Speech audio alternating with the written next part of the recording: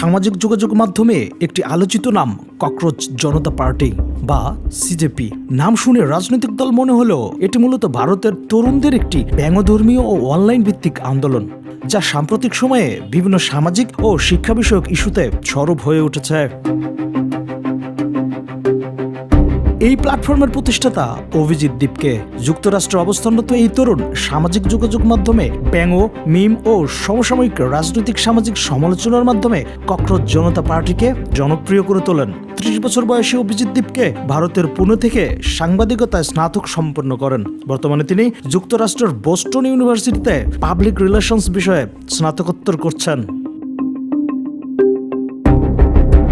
জানা যায় ২০২০ থেকে ২০২৩ সাল পর্যন্ত তিনি আম আদমি পার্টির সঙ্গে যুক্ত ছিলেন। সে সময় দলটির সোশ্যাল মিডিয়া টিমে স্বেচ্ছাসেবক হিসেবে কাজ করেন এবং ২০২০ সালের দিল্লি বিধানসভা নির্বাচনে মিম ভিত্তিক ডিজিটাল প্রচারণায় গুরুত্বপূর্ণ ভূমিকা পালন করেন।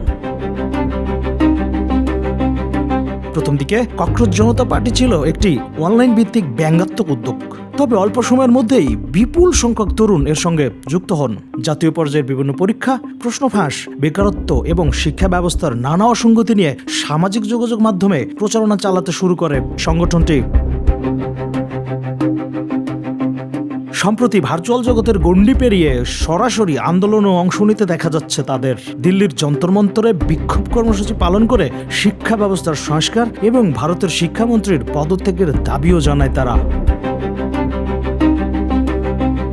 সমর্থকদের কাছে ককরোচ জনতা পার্টি তরুণদের প্রতিবাদের নতুন ভাষা, আর সমালোচকদের মতে এটি মূলত একটি ব্যঙ্গভিত্তিক ডিজিটাল আন্দোলন। তবে এটি খুবই স্পষ্ট যে অল্প সময়ের মধ্যেই ককরোচ জনতা পার্টি ভারতের রাজনৈতিক ও সামাজিক আলোচনায় একটি বহুল আলোচিত নাম হয়ে উঠেছে। Desk report, the financial express.